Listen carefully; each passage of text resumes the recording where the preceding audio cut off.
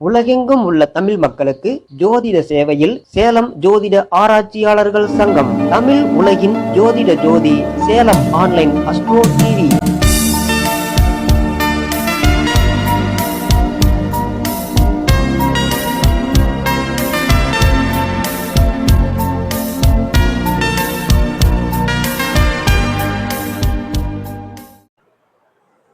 அனைவருக்கும் வணக்கம்.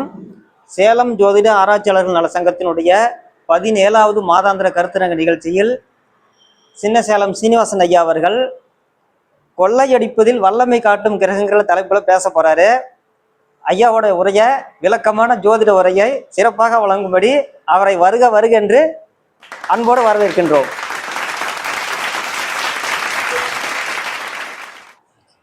சிவா திருச்சிற்றம்பலம்.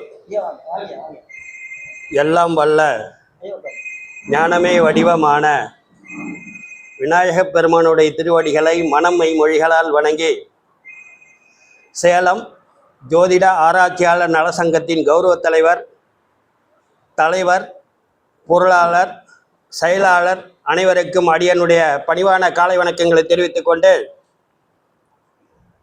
17வது ஜோதிட கருத்தரங்கில் கலந்து கொள்ள வந்திருக்கும் அனைத்து ஜோதிட நண்பர்களுக்கும் அடியனுடைய பணிவான காலை வணக்கங்களை தெரிவித்துக் கொண்டு, கொள்ளை அடிப்பதில் வல்லமை காட்டும் கிரகங்கள் என்ற தலைப்பில் ஒரு சிறு கருத்தை உங்களிடம் நான் பகிர்ந்து கொள்கிறேன்.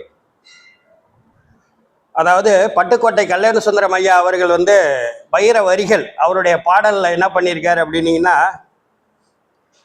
குறுக்கு வழியில் வாழ்வு தேடிடும் குருட்டு உலகமடா, தம்பி கொள்ளையடிப்பதில் வல்லமை காட்டும் திருட்டு உலகமடா அப்படின்ற ஒரு வரி. அதிலே கடைசி வரியில் என்ன சொல்றேன்னா, விதவிதமான பொய்களை சொல்லி புரட்டும் உலகமடா, அதை புரிந்து நடந்து கொள்ளடா அப்படின்னு ஒரு வைர வரிகள் எழுதியிருக்கார். அந்த பாட்டினுடைய பொருளுக்கு நம்ம ஜோதிடத்தில் அப்படியே கிரகத்தை எடுத்துக்கிறோம். என்ன அப்படின்னீங்கன்னா, ஒருத்தன் பொய், புரட்டு, திருட்டு, மொள்ளமரித்தனம், முடிச்சொரித்தனம் எல்லாம் பண்றான். அதுக்கு என்ன கிரக நிலை, எந்த பாவகம்? சம்பாதிக்கிறதுல நேர்மையே கிடையாது. பொய், அடுத்த முதல்ல குத்தியே சம்பாதிக்கணும். இப்படின்னா அதுக்கெல்லாம் கிரக நிலைகள் என்ன, எந்த கிரகம், எந்த பாவகம், இதை பற்றி தான் இப்போ நம்ம சொல்ல போகிறோம். பொதுவாக சினிமாவில் ஒரு வசனம் சொல்லுவாங்க, ஒரு மனுஷன் ஏமாற்றணும்னு நம்ம முடிவு பண்ணிட்டேன்னு வச்சுக்கிங்களேன், அவன்கிட்ட கருணை எதிர்பார்க்கக்கூடாது, அவன் ஆசையை தான் தூண்டணும் அப்படின்னு ஒரு டைலாக் ஒன்று வரும். ஆசை ரெண்டு விதமான ஆசை இருக்கு. என்ன அப்படின்னீங்கன்னா, தானும் நல்லா இருக்கணும், தன்னை சார்ந்தவங்களும் நல்லா இருக்கணும்னு நினைக்கிறது ஒரு வகையான ஆசை. தானும் கெட்டு தன்னை சார்ந்தவங்களும் கெடுகிறது பேராசை. இப்படி ஆசை ரெண்டு வகையான விதிகள் இருக்கு. எப்பயுமே நான் ஒரு ஜோதிட கருத்தை சொன்னோம்னா அதில் ஒரு சிறு கதைகள், அது உலகியல் கதை, ராமாயண மகாபாரத கதையை சொல்லி அதுக்கான சில விஷயங்களை ஜோதிடத்தில் புகுத்துவேன். தலைவர் ஐயா அதை சொல்ல, எதுக்குங்க எனக்கு கதைகளாக சொல்கிறீங்க, ஏன் நேரடியாக பாயிண்ட் சொன்னால் என்ன அப்படின்னு கேட்பாரு. ஏன் இந்த விஷயம் கதை சொல்லி சொல்கிறோம் அப்படின்னீங்கன்னா, அந்த காலத்தில் பார்த்தீங்கன்னா எல்லாரும் கதை மூலியமாக தான் ஒரு நல்ல விஷயங்களை சொல்லியிருக்காங்க. கதை மூலியமாக தான் ஒரு நல்ல விஷயங்கள் சாதாரண புரியாத மக்களுக்கு கூட புரிய வைக்கிறது எது அப்படின்னீங்கன்னா அந்த கதை தான். அந்த கதை சொல்லும்போது கொஞ்சம் எளிமையாக இருக்குன்றதுக்காக இந்த இது. என்ன விஷயம் அப்படின்னா, ராமகிருஷ்ண பரமேஸ்வருடைய கதை என்னன்னீங்கன்னா, ஒரு புதிய ஆசை. அவர் ஒரு முற்றும் துறந்த ஒரு முனிவர். அவர் என்ன பண்ணுறாரு, மரத்தடியில் தியானம் பண்ணுறார். அப்படி இருக்கிற காலத்தில் அவருக்கு ஒரு ஆசை வருது. என்ன அப்படின்னீங்கன்னா, ஏன் நம்ம வெயில் மழையில் இப்படி உக்காந்துருக்கிறோம், ஒரு குடியில் அமைச்சு தியானம் பண்ண நமக்கு டிஸ்டர்பன்ஸ் இல்லாத இருக்குமே அப்படின்னு ஒரு ஆசைப்படுறாரு. சரின்ட்டு என்ன பண்ணுறாரு, பக்தர்கள்ட்ட சொல்கிறார். அவங்களும் நிறைவேற்றுறாங்க. ஒரு குடியில் கட்டி அதில் தியானம் பண்ணிட்டோம் அப்படின்ற மாதிரி அனுப்பிச்சி விட்றாரு. அங்கே போய் தியானம் பண்ணுனதும் அவர் என்ன பண்ணுறாரு அப்படின்னீங்கன்னா, நிறைய பக்தர்கள் பார்க்க வரும்போது உணவு பண்டங்கள் எல்லாம் கொடுக்கும்போது என்ன பண்ணால் அந்த குடியில் எலி தொல்லை நிறைய இதாகிடுச்சு. அவரால் நிம்மதியாக தியானம் பண்ண முடியல. என்னடா பண்ணுறது அப்படின்னு கேட்குறாரு. ஒரு பூனை வாங்கி விட்டா பரவாயில்ல அப்படின்னு நினைக்கிறார். சரின்னு பூனை வாங்கி விடுறாங்க. பூனை வாங்கி விட்டு ஐயோ இதை பால் ஊற்றணுமா, இதுக்கு என்ன பண்ணுறது அப்படின்னு யோசிக்கிறாங்க. சரி ஒரு பசுமாடு வாங்கினா பரவாயில்ல அப்படின்னு நினைக்கிறேன். சரின்னு பசுமாடை வாங்கி விட்டாச்சு. பசுமாடை பராமரிக்கிறதுக்கு ஆள் வேணுமே, அதுக்கு என்ன பண்ணுறது அப்படின்னா அழகான ஒரு பெண்ணை கொண்டு அந்த பசுமாட்டை பராமரிக்கிறது விட்டாங்க. ஒரே வருஷத்துல சாமியார் என்ன பண்ணார், குடும்பம் குட்டியோட வந்து ஆசிரமத்தை பெருக்கி விட்ட குடும்பஸ்தனா ஆயிட்டார். இப்ப நடைமுறையில சுவாமி நித்யானந்தா என்ன பண்றாரு, அவரே முற்றும் திறந்து முடிவாரு. அவருக்கு எதுக்கு காசு போனலாம், உண்டை சோறு வாங்கிட்டு வந்து ஒரு ஓரமா உட்காந்துக்காரு. இன்னைக்கு ஒரு கைலாச நகரைய ஆரம்பிச்சு எத்தனை கோடி மக்கள் எத்தனை பேர் எத்தனை கோடி செலவு பண்ணி அங்க வாங்கன்ற மாதிரி கொண்டு வர்றாரு. அப்படின்னா அதுக்கு ஆசை என்னன்னா பேராசை. இது ஒரு வகையான ஆசை. நடைமுறையில பார்க்கும்போது முதல்ல தமிழ்நாட்டுக்கு வந்து பஸ் விட்டது யாரு, பஸ் டிவிஎஸ் ஐயங்கார் தான் முதல்ல வந்து தமிழ்நாட்டுக்கு பஸ் விடுறாரு. அதுக்கு முன்னாடி வந்து கல்கட்டாவில் தான் பஸ் இருந்துச்சு. அவர் தான் என்ன பண்றாரு, புதுக்கோட்டை விஜய் சேதுபதி கிட்ட போயிட்டு ஒரு ஒப்பந்தம் பண்றாரு. ஐயா நான் வந்து பஸ் விடலான் இருக்கேன், நானே ரோடு போட்டுக்கிறேன், ரோட்டு வரியை மட்டும் அதிகமாக்கிடாதீங்க பார்த்து செய்யுங்கயான்னு சொல்லிட்டு ஒப்பந்தம் பண்ணிட்டு வந்துடுறாரு. அதே மாதிரி பஸ்ஸை விடுறாரு. அவர் பஸ் விட்டது எங்கன்னா மதுரை புதுக்கோட்டை தஞ்சாவூர் லைன்ல அவர் பஸ் விட்டார். முதல்ல அவர் தான் விட்டார். இதுக்கு அப்புறம் அவர் ஒரு டிஷ்யூ பண்றாரு. என்ன அப்படின்னீங்கன்னா, அவர் கம்பெனியில வந்து அவர் வந்து வக்கீலா இருந்தாரு, ரயில்வே துறையில வேலை செஞ்சாரு, பேங்க்ல மேனேஜரா, இத்தனை தொழிலை விட்டுட்டு வணிகத்துக்காக அந்த பஸ்ஸுக்காக அவர் என்ன பண்றாரு, அடுத்த ஒரு இதை ஆரம்பிக்கிறார். என்ன அப்படின்னீங்கன்னா, சின்னதா ஒரு கார் தயார் பண்ணி அந்த காருக்கு ஒரு டிரைவர் ரெடி பண்ணி, இப்ப அந்த காலத்துல பண்ணையார், மிராசு, நிலக்கிழார் இவங்கெல்லாம் எதுல போவாங்க, மாட்டு வண்டி, குதிரை, அவங்க வசதிக்கு தகுந்த மாதிரி ஒரு வண்டியில போயிட்டு இருப்பாங்க இல்லைங்களா. அப்ப அதுக்கு ஒரு தகுந்த வண்டியில போகும்போது இவர் என்ன பண்றாரு, நேரா இந்த காரு அதுக்குள்ள டிரைவரை கொண்டு போய் விட்டு, ராஜா நீங்க என்ன பண்றீங்க, ஒரு மாசத்துக்கு நீங்க எங்க போனாலும் இந்த வண்டியில போங்க வாங்க அப்படின்னு சொல்லிட்டு அந்த குதிரை வண்டியை ஓட்டிட்டு வந்துடுறாரு. ஒரு மாசம் கழிச்சிச்சு கொண்டு போய் குதிரை வண்டியை விட்டுட்டு இதை வாங்கறதுக்கு வர்றாரு. நம்பாளுதான் அதுல போய் பழகப்பட்டவர் குதிரை வண்டியில போவாரா, அவர் என்ன பண்ணிட்டாரு, ஐயா இது எவ்வளவு விலைனாலும் நானே வாங்கிக்கிறேன் அப்படின்னு சொல்லிட்டு வாங்குறாரு. அப்ப வணிக புரட்சியை ஏற்படுத்த யாருன்னா டிவிஎஸ் ஐயங்கார் தான். அது அதாவது சாதாரண கால்நடையில பயணிச்சிட்டு இருந்த ஒரு வண்டி ஒரு வணிக இதுல வந்து பெரிய லெவல்ல வந்தது யாரு, கொண்டு வந்தது யாரு அப்படின்னீங்கன்னா, மக்களுக்கு பயன்படுத்தோம் அப்படின்னு கொண்டு வந்தது யாருன்னா டிவிஎஸ் ஐயங்கார். இதே நீங்க அப்படியே மிகப்பெரிய காப்பியங்கள், நமக்கு 2 காப்பியங்கள், ராமாயணம் மகாபாரதம் அப்படின்னு 2 காப்பியங்கள் இருக்கு. ராமாயணத்துல ராமருக்கு பட்டசூட்டு விழா. கைகை என்ன பண்றாங்க, என் பையன் பரதன் தான் நாட்டாளு, நீ காட்டுக்கு போடான்றாங்க. சரின்னு லக்ஷ்மண, ராம, சீதாதேவி எல்லாம் காட்டுக்கு வந்துடுறாங்க. குடியில் அமைச்சிட்டு அங்க இருக்காங்க. குடியில் அமைச்சிட்டு இருக்கிறவங்க ஒழுங்கா இருக்க வேண்டியதானே. அவங்க என்ன பண்றாங்க, சீதாதேவி இருக்கிற நேரம் பார்த்து புள்ளிமான் ஒண்ணு அப்படியே சும்மா அப்படி குதிக்குது, விளையாடுது, ஜாலங்கள்லாம் காட்டுது. அதை பார்த்தது சீதாதேவிக்கு ஒரு ஆசை, அந்த மானை பிடிச்சி கொடுங்க அப்படிங்க. லட்சுமணன் என்ன பண்ற, நான் போய் பிடிச்சி, நீங்க பிடிச்சி கொடுத்து புருஷன்கிட்ட சொல்ற, நீங்க பிடிச்சி கொடுத்தா எனக்கு வேணும், அவர் பிடிச்சி கொடுத்தா எனக்கு வேணாம் அப்படின்றாங்க. சரின்னு ராமர் போறார், மானும் போகுது. அவங்க வச்ச ஒரு சின்ன ஆசை, அசோகவனத்துல 10 மாசம் தலைவிரி கோலமா இருந்தாங்க. எப்படி, எதுக்கு, கஷ்டம், ஆசைப்பட்டா கஷ்டம் வரும்ன்றது உறுதி. இது ஒரு விஷயம். அப்படியே மகாபாரதத்துக்கு வாங்க. அதுல என்ன, அஸ்னாபுரத்துக்கு கௌரவர்களும் சொந்தக்காரங்க, பாண்டவர்களும் சொந்தம் தான். கிருஷ்ணன் தூது போறாரு கௌரவர்களுக்காக, தம்பி கொஞ்சம் இடம் கொடுங்கப்பா, ஒரு 5 நாட்டாவது ஆண்டுகிட்டோம், கொஞ்சம் கொடுங்கப்பா அப்படின்றாரு. நம்பால துரியோதனன் என்ன பண்றாரு, முடியவே முடியாது, குண்டூசி கூட தர முடியாதுன்னு. அஸ்னாபுரமும் அழிஞ்சிச்சு, கௌரவர்களும் அழிஞ்சாங்க. அப்ப ஆசை அழிவுக்கு காரணம் அப்படின்ற ஒரு விஷயத்த நம்ம நல்லா தெரிஞ்சுக்கிறோம். சரி, அப்படியே இப்ப நடைமுறைக்கு வாங்க.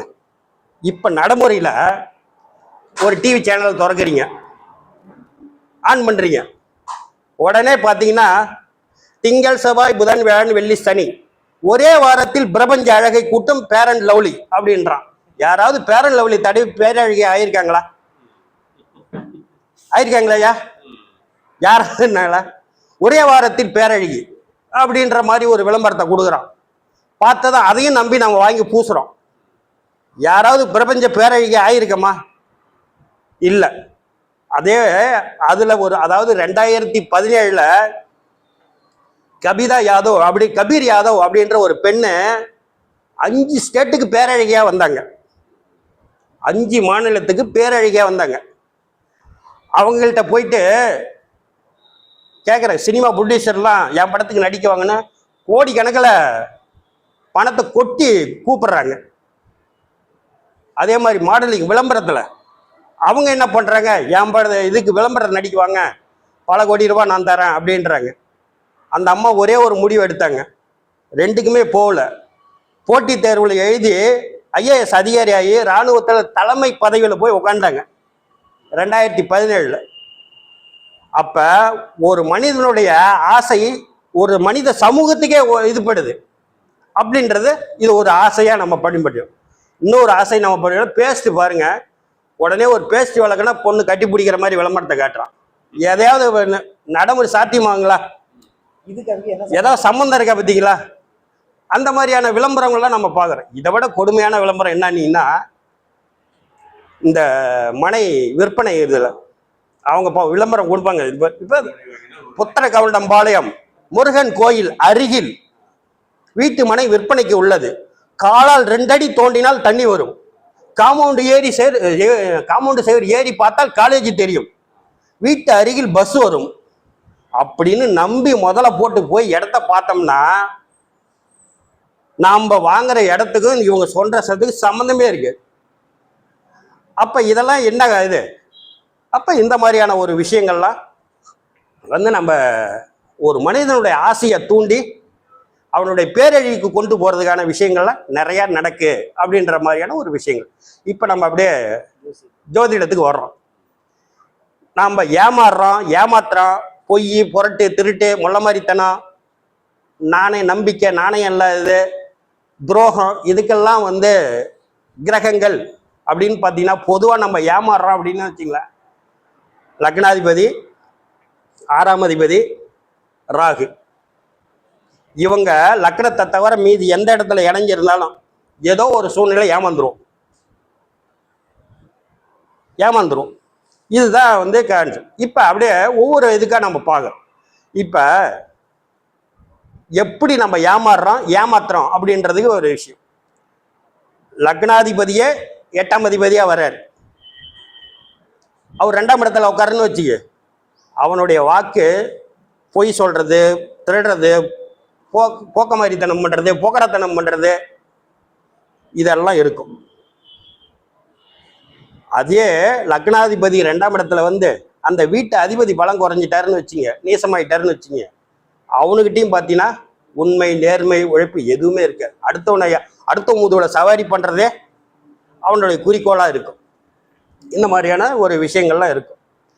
அதே மாதிரி 8ஆம் அதிபதி 2ஆம் இடத்துல உட்காந்து அந்த வீட்டு அதிபதி நீசமாயிட்டாருனாலும் இந்த மாதிரியான குணங்கள்லாம் இருக்கும். பொய் சொல்றது, ஏமாத்துறது, இதுன்றது, இது மாதிரியான ஒரு விஷயங்கள். அதே மாதிரி லக்னத்துக்கு 10ஆம் இடத்துல ஒரு நீச கிரகம் இருக்கக்கூடாது. அவன் நேர்மையான வழியில ஒருத்தர் அதாவது தொழில் மூலியமா ஒரு நேர்மையான வழி சம்பாதிக்கிறதுக்கு வழி இருக்கணும். லக்னத்துக்கு 10ஆம் இடத்துல ஒரு நீச கிரகம் இருக்கக்கூடாது. சரி, அப்படியே ஒரு நீச கிரகம் இருக்குன்னு வச்சுக்க, அந்த நீச கிரகத்துடைய சத்ரு கிரகம் அவரை பார்க்கக்கூடாது, சேரக்கூடாது. அப்படி சேர்ந்துட்டாரு, பார்த்துட்டாருன்னு வச்சிங்களேன், அவன் செய்யற தொழில் பார்த்தீங்கன்னா ஒரு நேர்மையா இருக்காது. அதே மாதிரி 10ஆம் இடத்து அதிபதி நேசமாகக்கூடாது. சரி, 10ஆம் இடத்துல இருக்கிற கிரகம் நின்ற நட்சத்திராதிபதி நேசமாகக்கூடாது. இதெல்லாம் பார்த்தீங்கன்னா போக்கிருத்தனம், முள்ளமாரித்தனம், இதெல்லாம் வரும். அதே மாதிரி 10ஆம் இடத்துல இருக்கிற கிரகம் 8ஆம் அதிபதியோட சாரம் வாங்கக்கூடாது, இல்லை 8ஆம் அதிபதியோட சேரக்கூடாது. சரி, 2ஆம் இடத்துல இருக்கிற கிரகம் 8ஆம் அதிபதியோடைய காலில் வாங்கக்கூடாது. சாரத்தில், அந்த சாரத்தில் நிற்கக்கூடாது. இப்படிலாம் நின்றுச்சுன்னா அவனுடைய தொழில் நேர்மையான வழியில் சம்பாதிக்க முடியாது. அதே மாதிரி 2ஆம் அதிபதியும் 11ஆம் அதிபதி தான் பணத்துக்கு சொந்தக்காரங்க. இந்த 2ஆம் அதிபதி வந்து 6ஆம் அதிபதியுடைய 2ஆம் அதிபதி 6ஆம் இடத்துக்கு போகக்கூடாது. 2ஆம் அதிபதி 6ஆம் அதிபதியுடைய கால் வாங்கக்கூடாது. இப்படி வாங்குச்சுன்னா நாம் ஏமாந்துருவோம். அதே மாதிரியே 6ஆம் அதிபதி 2க்கு வரக்கூடாது. 6ஆம் அதிபதி 2ஆம் அதிபதியோட சாரம் வாங்கக்கூடாது, ஏமாந்துருவோம். இந்த மாதிரியான ஒரு விஷயங்கள்லாம் நம்ம ஏமாத்துறது, பொய் சொல்றது, இந்த மாதிரியான ஒரு விஷயங்கள்லாம். அதே மாதிரி 11ஆம் அதிபதி லாபாதிபதினு சொல்லக்கூடிய அந்த லாபாதிபதி நீசமோ அஷ்டங்கமோ ஆகக்கூடாது. அவனும் பார்த்தீங்கன்னாலும் அவன் சம்பாதிக்கிற வழி பூரா நேர்மையான வழி இருக்காது. அதே மாதிரி லக்னத்துக்கு 11ஆம் அதிபதியும் பாக்கியாதிபதியும் சேர்ந்து இருக்காங்கன்னு வச்சுக்கோங்க. சேர்ந்து இருந்து அதுல ஒரு கிரகம் நீசம் ஆயிடுச்சுன்னு வச்சுக்கோங்க, அவனும் பார்த்தீங்கன்னாலும் இந்த பொய், புரட்டு, திருட்டு, மொள்ள மாதிரித்தனம் இது எல்லாம் இருக்கும். அதே மாதிரியே 5ஆம் அதிபதியும் 9ஆம் அதிபதியும் 6 கெட்டா இருந்தாலும் இந்த மாதிரியான குணங்கள் இருக்கும். 5ஆம் அதிபதியும் 5ஆம் அதிபதி 9ஆம் அதிபதி 6 கெட்டா இருந்தாங்கன்னா இந்த மாதிரி இருக்கும். இந்த மாதிரி விஷயங்கள்லாம் இருக்கும். அதே மாதிரி 10ஆம் இடத்துல ஒரு கிரகம் உச்சமாகுதுன்னு வச்சுக்கோங்க. உச்சமாகுதுன்னா அந்த உச்ச கிரகத்துக்கு 6, 8ல் எந்த பாவ கிரகமும் இருக்கக்கூடாது. அந்த பாவ கிரகம் அந்த கிரகத்துக்கு பகையான கிரகமா இருக்கக்கூடாது. அப்படி பகையான கிரகம் இருந்துச்சுன்னா அவனும் பார்த்தீங்கன்னா தொழிலில் நேர் வழியில் போக மாட்டான். எல்லாம் பொய், புரட்டு, திருட்டு தான். இந்த மாதிரியான ஒரு விஷயங்கள்லாம் நம்ம இதில் எடுத்துக்கணும். இப்போ எதில் எப்படி எப்படி ஏமாறுறோம் அப்படின்றது ஒரு விஷயம் இருக்கு இல்லையா? இப்போ மீன லக்னம் 6ஆம் இடத்துல குரு, சூரியன், ராகு 3 பேர் இருக்காங்க. இவன் எப்படி ஏமாறுவான்? உடனே மாப்பிள்ள புத்தகம் கொண்டு மாதிரி இடம் வாங்கி தரேன்டா, கட்டுறா பணத்தை, என்ன சீட்டு வாங்கி தரேன், கட்டு பணத்தை அப்படியுமா. பெரிய பெரிய லெவலில் போகுது இல்லைங்களா? இந்த சீட்டு வாங்கி தரேன், இடம் வாங்கி தரேன், அரசியல் போக்கில் எதுனா இது வழியாக ஏமாந்துருவோம். எப்படி ஏமாந்துருவோம்? சரி, இதே வந்து கும்ப லக்னம் 6ஆம் இடத்துல வந்து சந்திரனும் ராகு இருக்காங்க, சனி பார்க்குறாரு, இல்லை சனி இருக்கிறார், இல்லை சனியோடைய காலில் அந்த கிரகம் இருக்கு அப்படின்னு அவன் மனசு கெட்டு போய் என்ன பண்ணுவான்? நல்ல பொருளை கெட்ட பொருளாக வாங்கிடுவான், இல்லை ஏமாந்துருவான். இந்த மாதிரியான ஒரு விஷயங்கள்லாம் அந்த கிரக வேலை செய்யும். இதே மாதிரி விருச்சிக லக்னம் 6ஆம் இடத்துல செவ்வாய், ராகு யாருடைய நட்சத்திரம்? சுக்கிரனுடைய நட்சத்திரம் தான் இருக்காங்கன்னு வச்சுக்கிங்களேன். இந்த மனை ஏமாறுறது, இந்த வாகனங்கள் ஏமாறுறது, வீட்டில் வச்சிருந்த வாகனம், அதாவது வீட்டுக்கு முன்னாடி தான் நிப்பாட்டிருப்பான், வாகனத்தை எடுத்துகிட்டு போயிடுவான். எப்படி போகுதுன்றதெல்லாம் பார்த்தீங்கன்னா இந்த மாதிரியான ஒரு விஷயங்கள்லாம் அந்த செவ்வாவும் ராகு சேர்ந்துருந்தா இந்த மாதிரியான விஷயம். நோய் கொடுக்கும்போது கேன்சரான நோயெல்லாம் கொடுப்பாங்க அப்படின்ற ஒரு விஷயத்தையும் நம்ம பார்க்குறோம். அதே மாதிரி மேஷ லக்னம் 6ஆம் இடத்துல புதனும் ராகுவும் செவ்வாவுடைய நட்சத்திரத்தில் இருக்காங்க. காளி மனைக்கு சொந்தக்காரர் யார்? புதன்ன்றது டாக்குமெண்ட்ஸு, ஆவணங்கள், இதெல்லாம் வந்து இது பண்ணக்கூடிய கிரகம் வந்து புதன். அந்த 6ஆம் இடத்துல இருக்குன்னு வச்சிங்களேன், என்ன பண்ண இந்த மாதிரி போலி பத்திரம் தயார் பண்ணுறது, ஆவணங்கள் தயார் பண்ணி ஏமாந்துடுறது. அதே மாதிரி மனை ஒரு இதில் மேச லக்னம், இதே மேச லக்னம் ராகுவும் அதை செவ்வாவும் ராகுவும் புதனும் ராகுவும் அங்கே இருக்காங்க செவ்வாவுடைய நட்சத்திரத்தில். நல்ல மனை, அருமையான மனை, நல்ல மெயின் ரோட்டில் இருக்குது. அதோடைய விலை 40 லட்சம். ஆனால் 10 லட்ச ரூபாய்க்கு அவன் கொடுமையில் விற்கிறான். அதுக்கு ஆசைப்பட்டு போய் அந்த இடத்த வாங்கினதில் இருந்து அந்த வாங்கினவர் மெண்டல் ஆகிட்டார், பைத்தியம், பேய் பிடிச்சிச்சு, பிசாசு பிடிச்சின்னு அலைகிறார். ஏன்னா கன்னி ராசியில் செவ்வாவுடைய நட்சத்திரத்தில் ராகு இருந்தாங்கன்னா ஒரு மாதிரி பேய், பிசாசு, பில்லி, சூனியம் இந்த மாதிரியான ஒரு விஷயங்கள்ல அவன் ஏமாந்துருவான். இந்த மாதிரியான ஒரு விஷயங்கள்லாம் இருக்குது கிரகங்களில். இப்போ அப்படியே வந்து குரு வராருன்னு வச்சிங்களேன். கடக லக்னம் 6ஆம் இடத்துல குருவும் ராகுவும் சுக்கிரனுடைய கால். பணம் முதலீடு பெரிய 50 லட்ச ரூபா வரைக்குமே முதலீடு, பெரிய ஜோசியர் இத்தனைக்கு. அவர் என்ன பண்றாரு, அதாவது லிங்க், அதாவது எப்படின்னீங்கன்னா, நான் ஒரு ஒரு கம்பெனி எப்படி இருக்குன்னா, இப்போ நான் என்ன ஒரு இதில் சேர்க்குறாங்கன்னு வச்சேன், நான் 2 பேர்த்த சேர்த்து விட்டேன்னு வச்சிங்களேன், எனக்கு 1000 ரூபா கமிஷன். அதே மாதிரி அவங்க 2 பேர்த்த சேர்த்து விட்டாங்கன்னு வச்சுக்க, அதில் 1000 ரூபா கமிஷன். இதில் 2 பேர் சேர்த்து விட்டாங்கன்னு இப்படி சொல்லி, அப்படி யாராவது இதுன்னுவாங்களா, அப்படி ஆசை காட்டி 50 கோடி ரூபா வரைக்கும் நஷ்டீடான ஒருத்தர். அப்போ பணத்தில் வந்து லாக் ஆகிறது யார் அப்படின்னீங்கன்னா, இந்த மாதிரியான ஒரு விஷயங்கள் குரு. அதே மாதிரி வந்து ரிஷப லக்னம் 6ல் வந்து சுக்கிரன் ராகுவும் குருவுடைய நட்சத்திரத்தில் நடந்த சம்பவங்கயா. நயினார்பாளையம் பேங்க்ல, கார்பரேஷன் பேங்க்ல நகை அடகு வைக்கிறாங்க. அதுல உள்ள இருக்கிறவர் என்ன பண்றாரு, எல்லா நகையும் அதே மாதிரி டூப்ளிகேட் நகையை உள்ள வச்சுட்டு ஒரிஜினல் நகையை கையாண்டுட்டு போயிட்டு இது பண்ண என்னன்னா, ஒருத்தங்க நகையை மூட்டிட்டு போயிட்டு வேற இடத்துல கொடுக்கும்போது பார்த்தீங்கன்னா, இது போலி நகைங்க அப்படின்ற பேங்க்ல போட்டு அந்த பேங்கை சீல் வச்சுட்டாங்க. அதுக்கப்புறம் இப்போ எடுத்து நடத்துறாங்கன்னு வச்சுக்கிங்க. அதுக்கு இதெல்லாம் நகை மூலியமா ஏமாறுறது அப்படின்றது சுக்கிரன்.